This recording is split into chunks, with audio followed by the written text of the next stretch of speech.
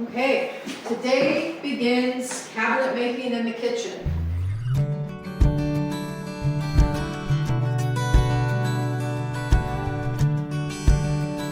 Let's try to give you a little picture of what it's going to look like. Right now, all of our appliances are set where they're going to be. So we're going to build all of our platforms for our base cabinets to sit on first. We'll get those built and installed. And then we'll build the carcasses for our base cabinets that will go on either side of the dishwasher, either side of the stove. Once the carcasses are built, we're going to go ahead and put our countertops on so we can start actually using this kitchen a little bit while we're building it.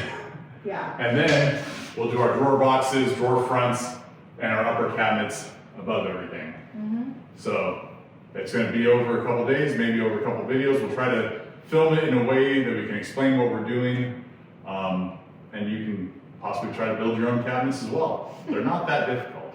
They're not. As long as you remember the pitfalls and mistakes and avoid them. Yes. So we've chosen not to do a corner cabinet, and I'm sure some of you have very strong feelings as to needing a corner cabinet. Yes, it will be wasted space, but for the ease of building and install, we're going to just have a void corner here that you'll see when we start putting in the cabinets. But before we build the base cabinets, we need to build the foundations for the base cabinets to sit on. So let's go build those up. Well, it's actually warmed up to 36 degrees out here in the garage. We're gonna go ahead and hook up our dust collector to the table saw. And then we're gonna get started cutting our 4-inch strips, which are gonna be the height of our base cabinet foundation.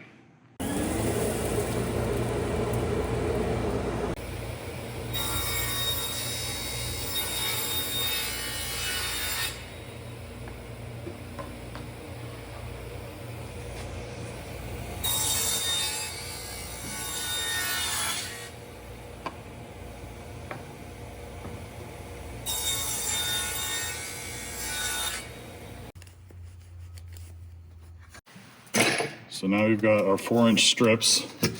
I need 2 of them cut to 18 inches. So this will be the front and back of the foundation for the left side of the stove.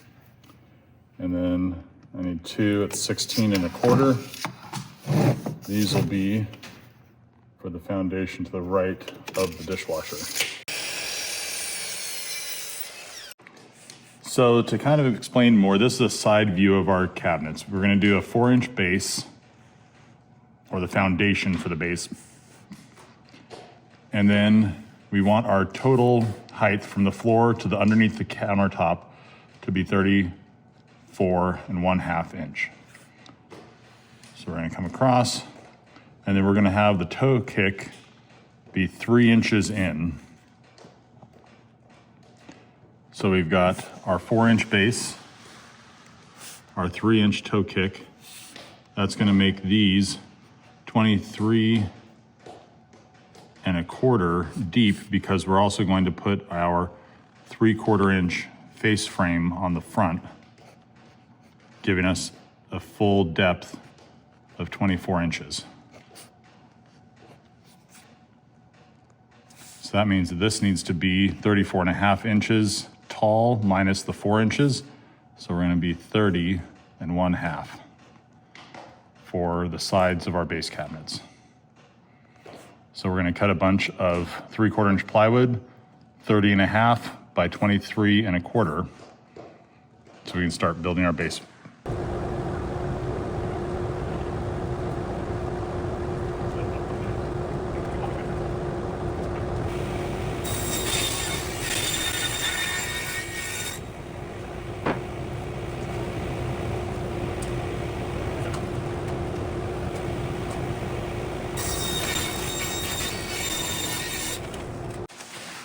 So now that we have all of our cabinet base sides cut to the proper depth, now we're going to cut them to the proper height.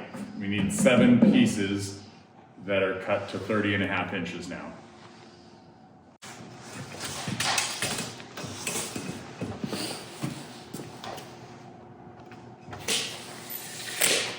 So the trick with the track saw also, you line it up right with the line, but then you always have to remember that you've got your blade width to account for. So always have the track on the side that you want to keep, and that'll keep it your exact measurement. If we were to cut it from Amy's side, then we'd lose 1/8 of an inch because of the blade. So just remember, track on the keep side.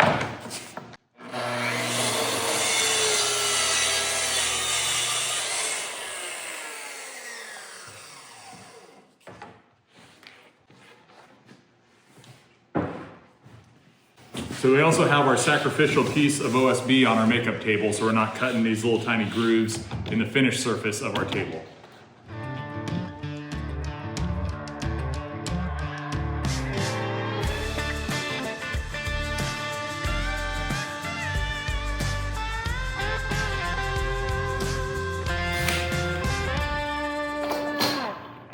Next thing we're going to do is we're going to assemble all of the base cabinet foundations that we cut up.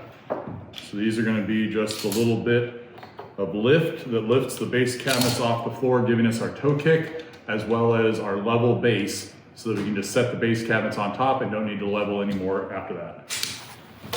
So we have nice square cuts on our wood, and we glued it. So we're going to go ahead and attach our 90-degree braces, which will just hold these at 90 degrees while the glue sets. Or until we get the next one built and we take them off and put it on this one. That's usually how it works. That's usually how it works. Because we only have 2. We only have 2, and in August, that's all the time you need. So right now, try not so Yeah. much. Probably full 24 hours. Because it's 41 degrees. Oh, that's so much. Good thing we had that fire going. Yeah. All right, first foundation done. It's as simple as that.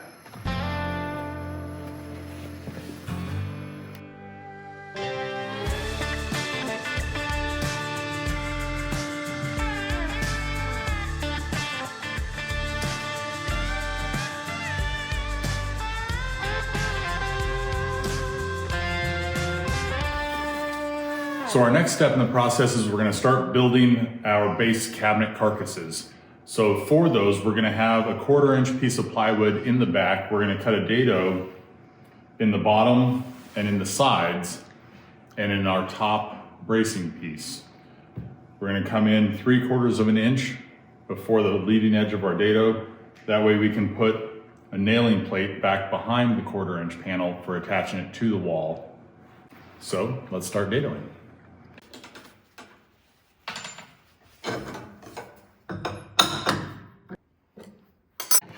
So we are coming in 3/4 of an inch in and 3/8 of an inch up for our groove.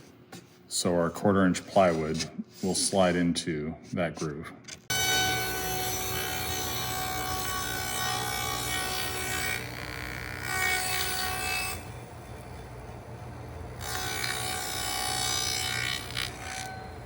Oh, nice. Wonderful.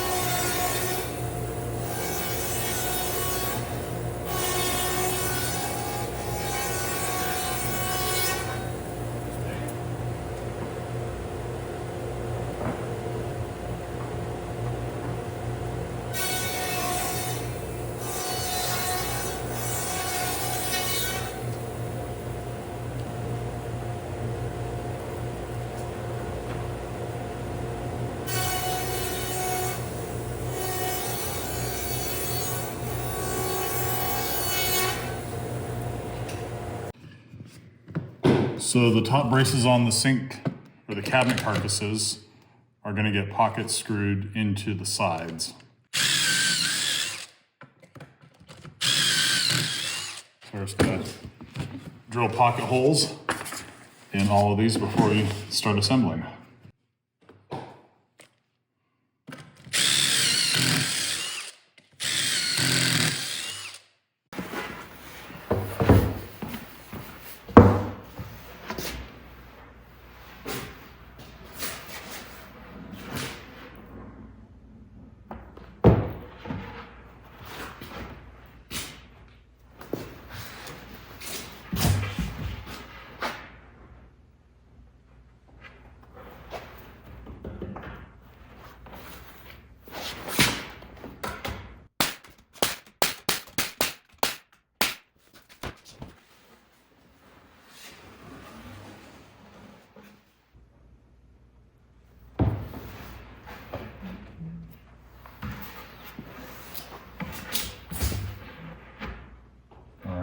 flush with the front. And flush with the front. Okay. Okay. Now we'll put some glue in our groove.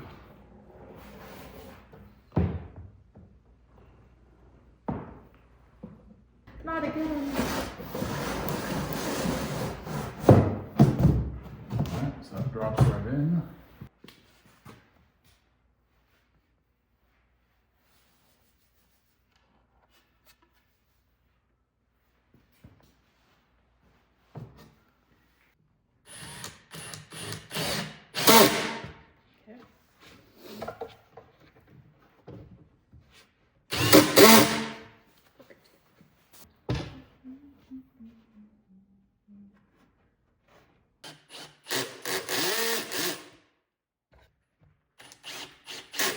Squeeze real hard.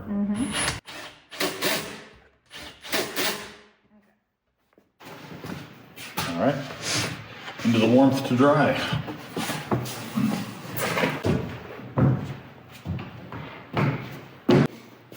So day 2 of building the kitchen cabinets. Yesterday we got our bases built and the foundations to set them on built. Now we are going to start building the face frames that go on the front of the bases. That will outline kind of the frame on the face of the cabinet. That's why it's called a face frame, I guess. And that's what our drawers and cupboards will align with. Yeah, so we are gonna actually mill it out of the pine that we have an abundance of. It would have been great to make cabinets out of oak or some other very nice hardwood, but that was not in our budget. And we had a lot of pine, so pine it is. So pine is a soft wood. It Are is. you worried about it getting dinged and banged? I know it will get dinged and banged. I'm not worried about it. I'm not picturing that we'll have a perfectly pristine kitchen all of our lives, so I know it will get beat up and stuff, but that's okay, it just adds character. And we're planning on painting these cabinets, so it's Yes, not like they're going not to gonna be stained. a stained cabinet. If we were doing a stained kitchen, we would do something more like a white oak Sure. or something like that, or even like the naughty alder that we did in the bus. Yeah. But like Amy said, we have an abundance of pine, Yeah. so pine is what we're using, and as we've been building things with pine, we've been saving the scraps that we'll now mill down, and so you'll see us milling down a bunch of shorter pieces, but we're gonna need a bunch of shorter pieces. Yeah. So It'll work well. It helps us use all of our scraps. There's not a lot of waste, which is really nice. And yeah, I think we're ready to start sending a lot of wood through the table through the saw. table saw, and make more sawdust. Yeah. All right. Let's go.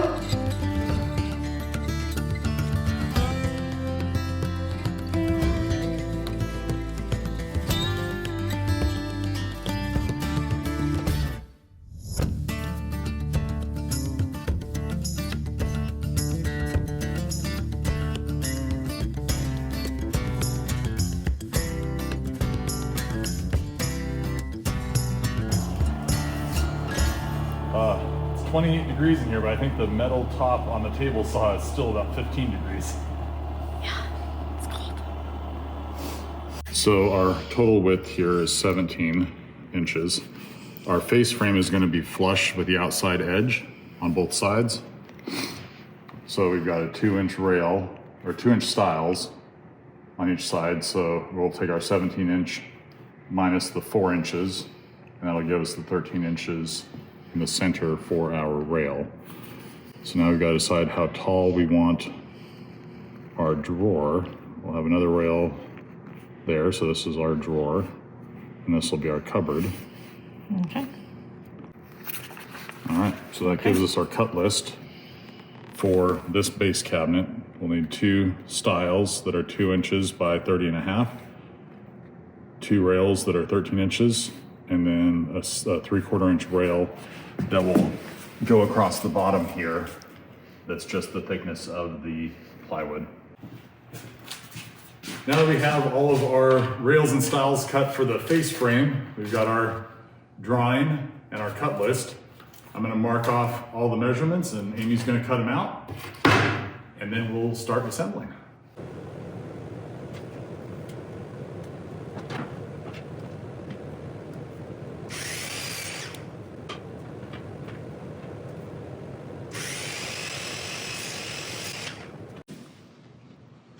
So we have our drawer spacers in place, and that's just gonna help with our layout, so we don't have to do any measuring. We just gotta put those pieces in, and then we use our flat clamp to clamp the two together so it stays nice and flat, so when we put in our pocket screws, it doesn't drop down, because usually when you put in pocket screws, it wants to make a little step. So this will hold it tight and will allow the pocket screws to secure it nicely.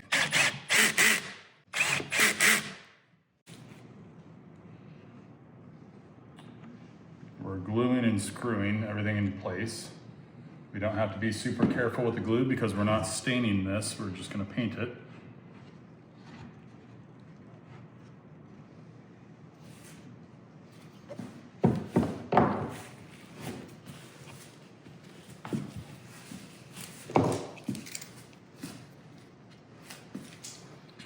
And then now our clamp will reach, so we can just clamp it to the table to hold it nice and flat. So we've got a little bit of gap right there, so I'm just gonna tap at the other end to close that gap up nicely.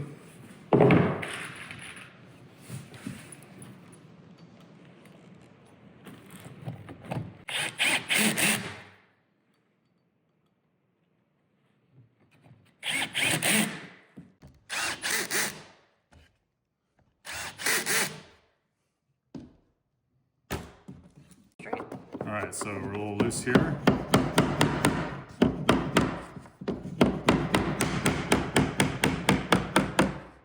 So,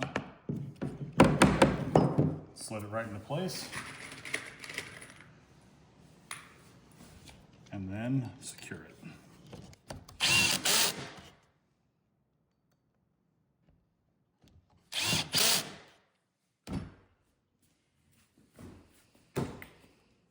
So what is your wider board at one side for? That's a very good question. Where our L-shaped cabinets are coming together, we need to have enough of a gap so that one drawer doesn't hit the drawer pull on the other side. And we'll be able to demonstrate that a little bit better once we put it into place.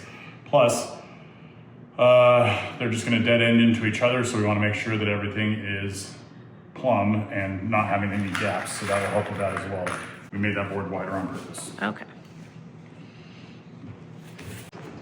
So you can see this cabinet face.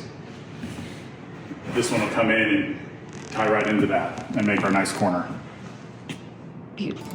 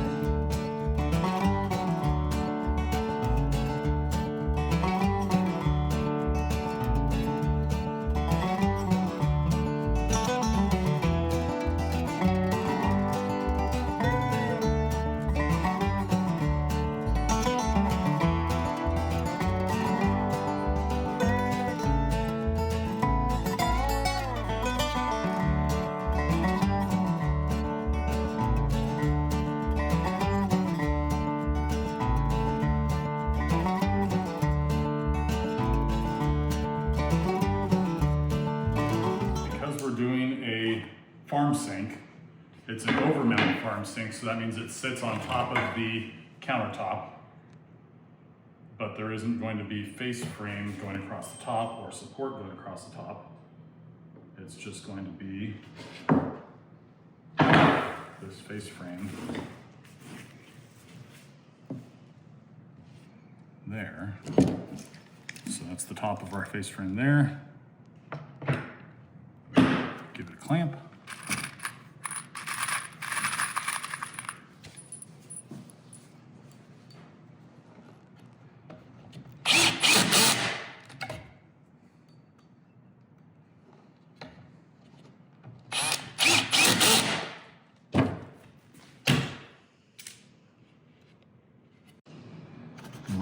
up right there.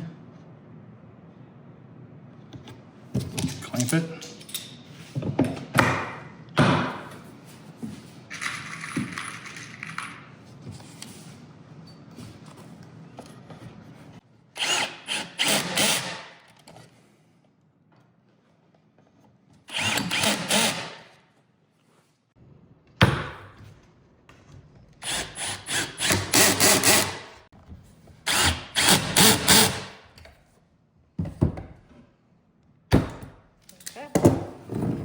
Sink one done.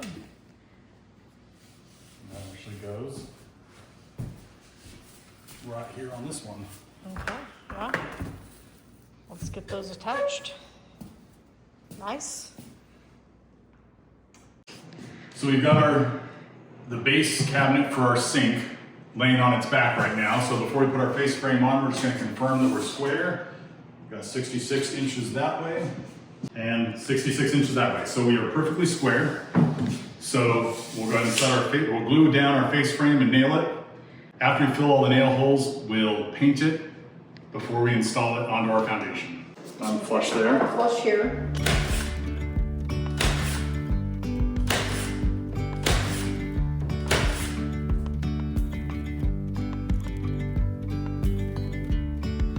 Yesterday there was sun and there was rain, beauty in the mundane. And as the light startled our eyes, we let go of disguise.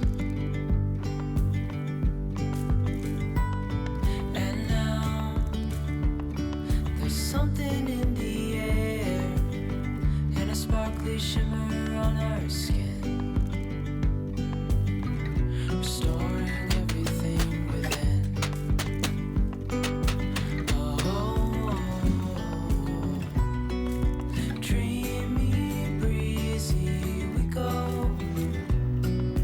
Easy, easy on our tiptoes, undercover agents of the other. Beyond gravel, beyond all.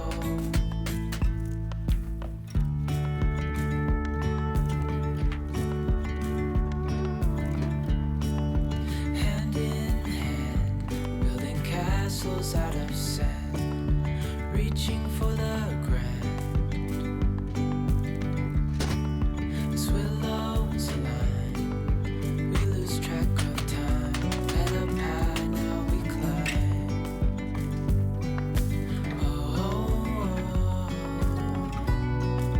Dreamy, breezy, we go. Easy, easy on our tiptoes, undercover agents of the other. Beyond gravel, beyond all. A bigger scale, the world inhales as we go. I wouldn't want it any other way. No. All right, so the next step we need to do is add a backer to the back here so we can screw through it into the wall studs. But my assistant forgot to get me screws. Okay.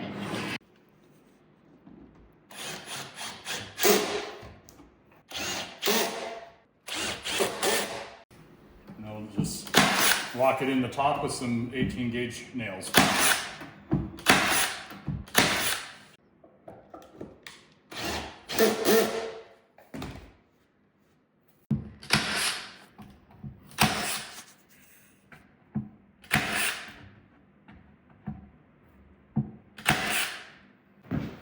All right, next step is setting the island in place on the foundation that we have level and secured to the floor.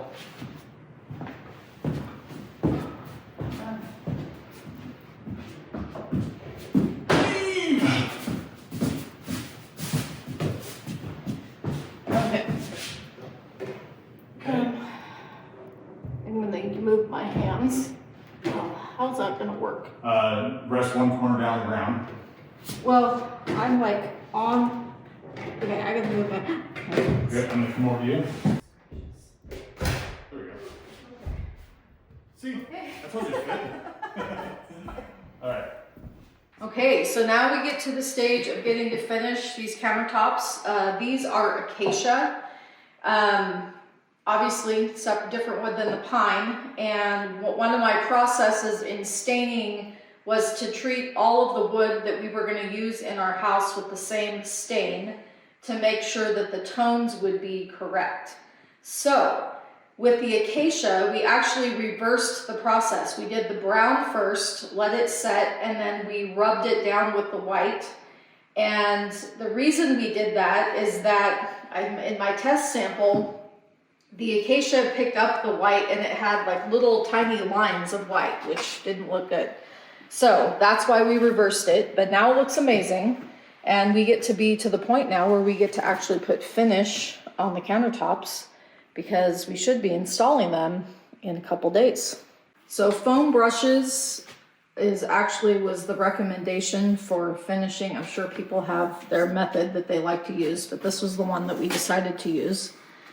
And so I get the finish on, and then I'll go back over with one long swipe so we don't have any starts and stops in our final coat. Well, in our final product, I should say. I think we will end up doing, well, we will for sure end up doing 2 coats. I don't know, these pieces are the island, so we might do an additional coat once we join them together, just to make sure that everything is sealed really well. Because, you know, last thing you want is to have water or something spill on your wood countertop. Doesn't come out as well. So we're gonna take our 2 pieces of countertop to create our island. And so hopefully this is a nice true cut on the back. We're gonna go ahead and use these adjustable brackets to pull them really tight. Is after we install the brackets, we'll put it on the counter, glue it up, then put the bolt back in the brackets and adjust it from underneath while the glue is setting. These are really just to hold it until the glue dries.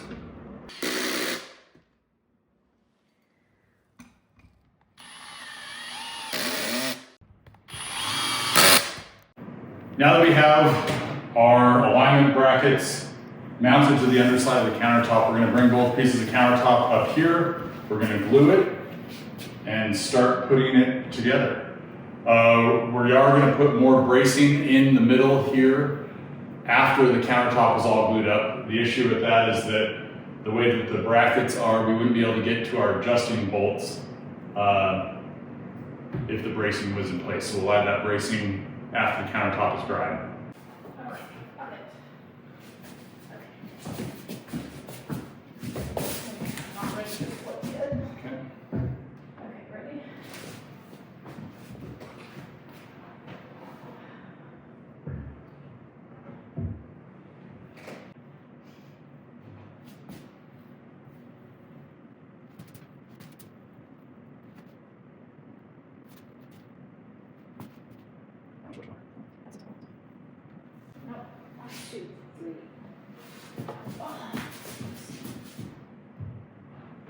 All the way together. Okay. Put it on the end of your tool. Oh,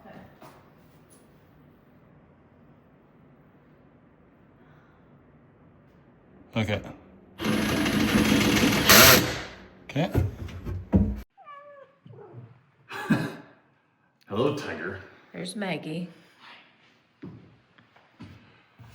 So we're really excited about how the island is turning out. We're not real pleased with our glue line here where we joined it.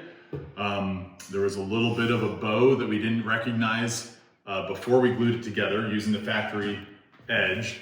So I think what we're going to do is we're going to remove the bolts in the brackets that mount it, and I'm going to run the track saw down the glue seam, which will get a fresh cut on each side, and then we will re-glue it and reattach it with the brackets without having to relocate any of those brackets. And that should hopefully, this is gonna be great down at Maggie's end. You need to be off the counter.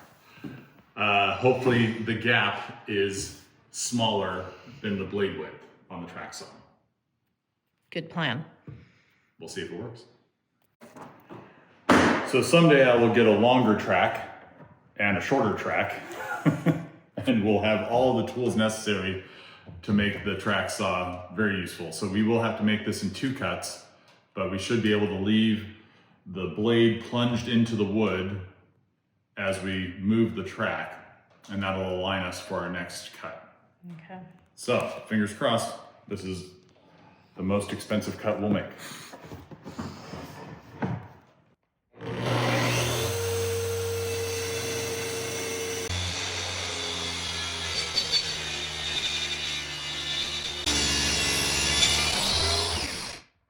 So we made our cut with the track saw and it didn't turn out as well as we wanted. We still have some of the right side still glued to the left.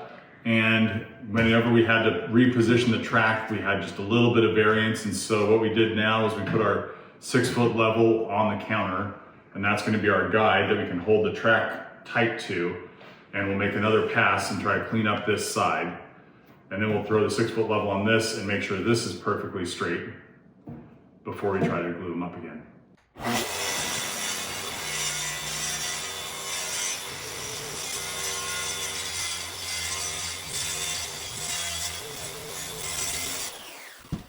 All right, so we need to put the level on That side. this side.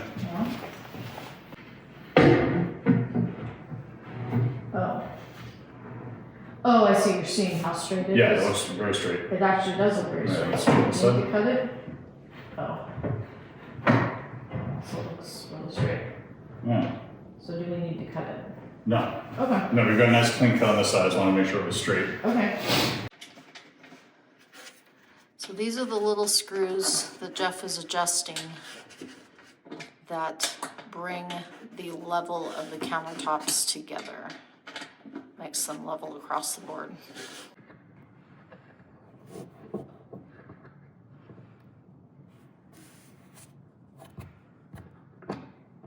Okay. Very nice.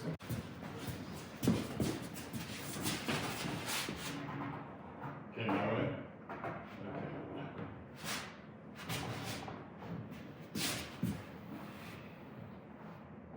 Okay. Lined up on my side. Cool. You just come towards me, Nate. Right there. Okay, so I'm gonna push it down so I don't move it here.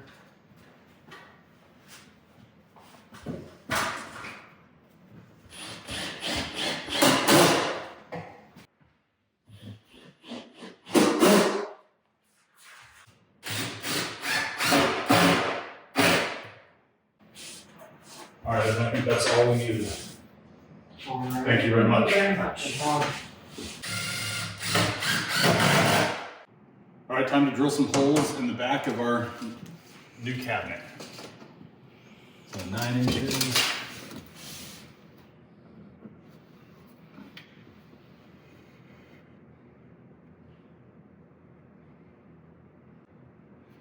This last view laser really has been one of our favorite tools that we've tried out. Yeah. You can check the link in the description below and see if the last view laser would be just as useful to you as it is to us.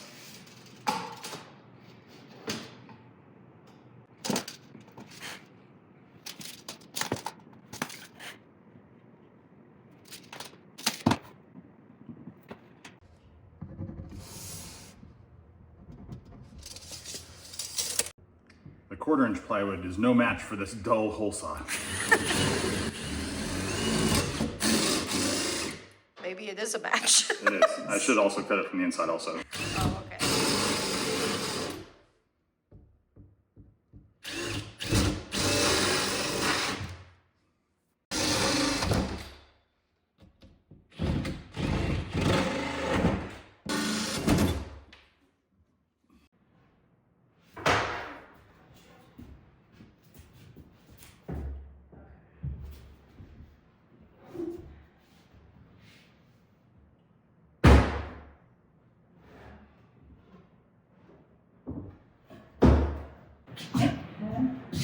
Okay.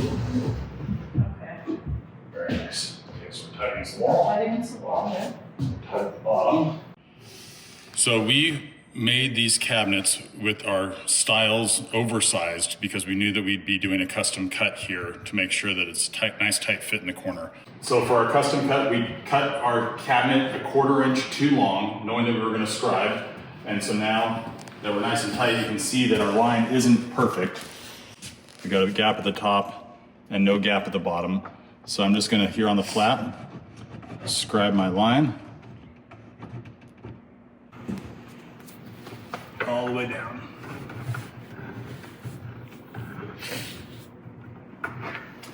So, one thing we were hoping to avoid with these two banks of drawers is the drawers hitting the drawer next to it. And so we realized, thankfully early, that this is going to be too small. So what we're going to do is we're going to go ahead and make our drawers smaller by 2 inches. So we're just going to put a 2-inch block. We'll wood fill it and paint it, and it shouldn't be visible when all is said and done. But that was a mistake, but it's an easy one to fix. Just a little time and scrap wood.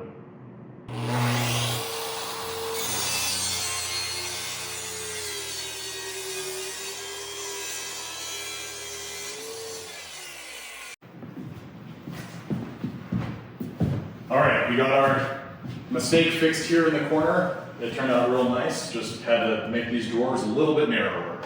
Now we have our sink base cabinet scribed and cut. We're ready to permanently install it.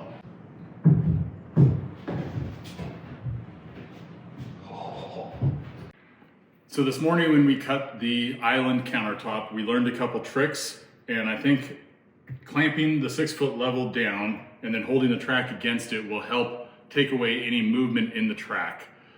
This will be easy because this is just a less than 4-foot cut, so we don't have to move the track, but it's still an angled cut. So we need to make sure that our angle is correct. So we're going to use our framing square and bring that right up to the track, making sure that our track is right at the corner. And then this will be our 45-degree angle that we cut our mitered countertop to. So we have our angle set. We'll hold the track in place, put the level up to it, and then clamp her down. All right. So we're ready to cut. Okay.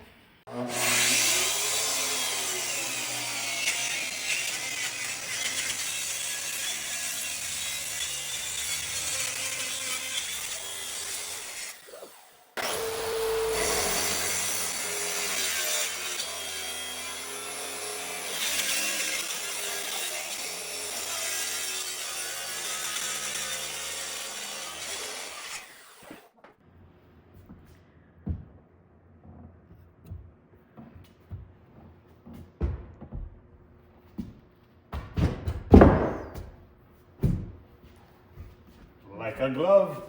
Lovely. Now the other piece.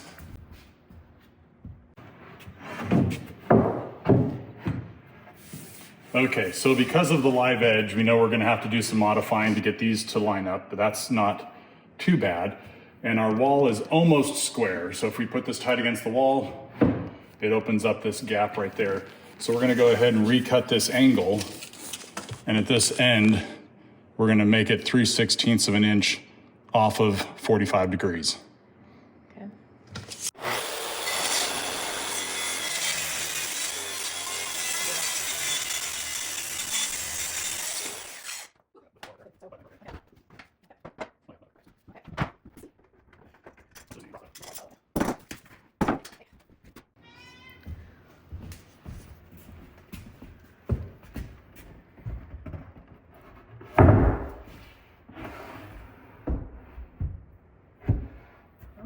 Okay. Very nice. Okay. I'm going to draw a line right there. That's what we need to naturally remove this edge to. Okay. See how artistic we can be. Not too artistic.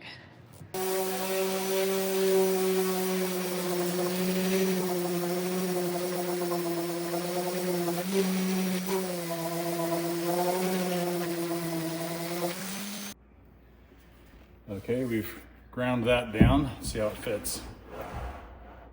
Like it was made to fit like that. Yeah. It's beautiful.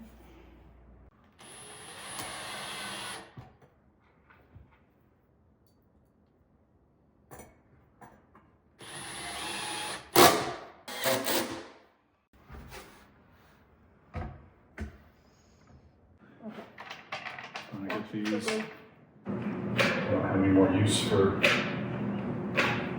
Nothing's down in there. Our hole is locked. Okay, you can now come to the sink. Okay, yep, the sink. Okay, bring the corner first. Okay.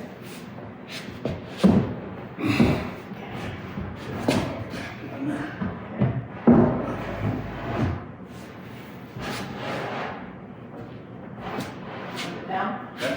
Okay. Okay.